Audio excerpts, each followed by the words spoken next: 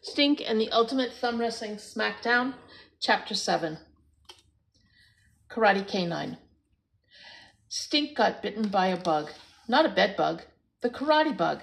He practiced kicks while Sophie did cartwheels. He practiced stances when he wasn't thumb wrestling Webster. He practiced punches, even in the bathtub. Stink planned to punch and kick his way to a yellow belt in just a few more weeks. And to celebrate, he was going to have a pizza party. An ultimate thumb wrestling SmackDown pizza party, that is. Stink drank protein shakes. He ate energy bars. He dipped apple slices in peanut butter, body and brain food. When Sophie and Webster came over, Stink was pacing up and down the hall with library books on his head. He tried to memorize the karate yellow belt creed. I am only I. I come to you with only karate. Here are my empty hands, blah, blah, blah. How come you never want to do stuff anymore? Webster asked. Karate on the brain, said Sophie. Karate in the body, said Stink. The books tumbled to the ground.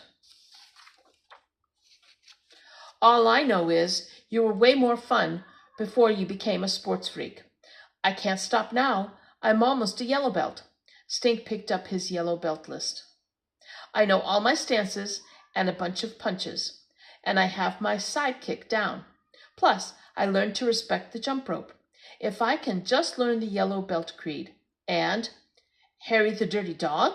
Sophie asked, picking up the books. Clifford the Big Red Dog? Go, Doug, go. What's with all the baby books? Asked Webster. I thought you flunked gym, not reading, said Sophie. I'm going to read to a dog, said Stink, at the library. To get my yellow belt, I have to do 3 hours of community service. A dog in the library? Asked Sophie. They bring in dogs that are learning to be seeing eye dogs, to help blind people. But first, the dog has to get used to people and kids and stuff. That's so bow wow, said Webster. Can we come? Stink and his friends made a beeline for the library. Is the reading dog here yet? Any minute, said Lynn, the librarian. At last, the dog that liked to read trotted into the library. Moose. He was a German shepherd with humongous ears and a pink tongue longer than a hot dog. Slurp, Moose licked Stink's whole face.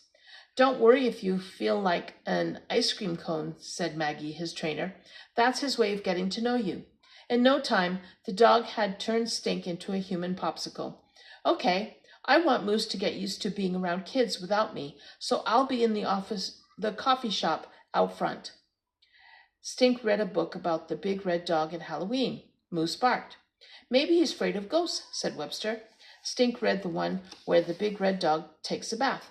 Moose yawned. Maybe he doesn't like taking baths, said Sophie. I think that might be true, said Stink, pinching his nose. Stink read the one about the big red dog and his first snow. Moose pricked up his ears. Stink turned the page. Stink turned another page. Moose rested his head on his paws. He likes it, said Stink as Moose put his paw up on the book.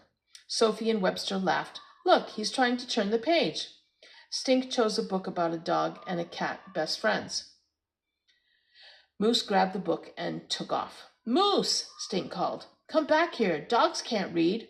Stink chased after Moose. Webster and Sophie chased after Stink. Librarian Lynn chased after Webster and Sophie. They ran up and down the rows of books. They chased Moose past mysteries, through cookbooks, to the corner where the United Nations were having its book club meeting. Moose got all tangled up in a ball of blue yarn. But did that stop him? No. Rip! Moose leaped over the legs of a guy reading the paper. Slurp! He almost tipped over the table with a fish tank. Crash! He knocked over a cart of kids' books. Horsey, said a toddler, pointing. Moose ran past her, heading straight for the front door. Stop, Moose, Stink yelled. Moose ran right through the book detector. Ree, ree, ree!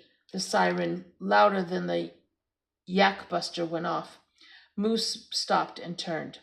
Be a good boy, Stink coaxed. Give me back the library book. Moose ran past Stink, almost knocking him over. He jumped into the book return bin. Sproing! Moose plopped down on a mountain of books. You just wanted to return your library book on time, huh, boy? Arf, said Moose. Stink reached for the book in Moose's mouth. Arf, arf, arf, arf, arf. Stink remembered the willow. He made himself into a calm pool of water. He held out his empty hand towards Moose. Moose dropped the book at last. By the time Maggie came back, Moose had leaped into Stink's lap, licking his face. Who's a reading dog? You are. Yes, you are, said Stink. You should get your own super reading award. And you should get an A in community service, said Maggie. Moose lifted a paw in the air. Look, he's practicing karate, said Stink. He already knows horse stance. Moose stance, said Sophie, and they all cracked up. Ladies and gentlemen, Thummy versus the Dragon Master. Hiss. Brrr. You're going down, Thummy. Bring it. Are you a dragon or a daisy? Roar, slash. Urgh, crash. Ha, nice try. I'm not falling for the old snake in the grass trick. Thummy makes his move. Time to wrap up this picnic. Later.